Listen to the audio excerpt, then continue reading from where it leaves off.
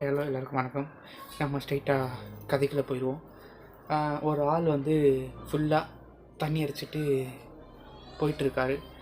போயிட்டுருக்கிற வழியில் அதே வழியில் வந்து இன்னொரு ஆள் அவர் நிதானமாக தான் இருக்கார். போய்கிட்டே இருக்கும்போது இவரை பார்த்துட்டு ஏன்பா இப்படி குளிக்கிற அப்படின்னு சொல்லி அட்வைஸ் பண்ண ஆரம்பிக்கிறாரு. இவரை பார்த்தோன்னே அவர் மூஞ்சில் அவர் பெரியவங்க கூட பார்க்காம அவர் மூஞ்சில் வந்து வாமிட் எடுத்துறாரு. உடனே இவன் வந்து அதை துடைச்சிட்டு ஒன்றா திருத்தவே முடியாதுடா அப்படின்னு சொல்லி அவர் திட்டிட்டு அந்த அவரை வந்து சாபம் விட்டு போயிடுறாரு. போன உடனே பார்த்தீங்கன்னா அவர் வந்து குளிச்சுட்டு வீட்டுக்கு போகிறாரு. வீட்டுக்கு போனோடனே வந்து அவருடைய மனைவியை போட்டு அடின்னு அடிக்கிறாரு. அடித்த உடனே அவர் மனைவி அழுதுட்டு வெளியே வந்து கதறாங்க. அப்புறம் வந்து பார்த்திங்கன்னா அந்த ரொட்டீன் இதே தான் போயிட்டுருக்கு. அவர் குளிப்பார், அப்புறம் வந்து பிள்ளைங்கள வந்து தொல்லை பண்ணுவார். இதே தான் போயிட்டுருக்கும். அண்ட் அது வந்த உடனே பார்த்தீங்கன்னா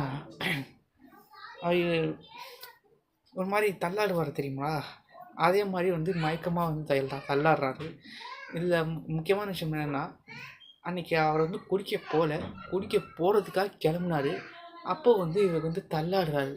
தள்ளாடிக்கிட்டே இருக்கும்போது அந்த அன்னைக்கு துப்புனார் தெரியுங்களா மூஞ்சியில், அந்த நபர் வந்துக்கிட்டு இருக்கும்போது என்னப்பா ஆச்சு அப்படின்னு கேட்குறாரு. கேட்ட உடனே ஐயா இந்த மாதிரி எனக்கு ஒரு மாதிரி மயக்கமாக வருதுங்கய்யா, தலைலாம் சுற்றுதுங்கய்யா, காதில் ரொம்ப வலிக்குதுயா அப்படின்னு சொன்னோடனே இவர் வந்து பதறி போயிட்டு சரி வாப்பா நம்ம ஹாஸ்பிட்டல் போ அப்படின்னு சொல்கிறாரு.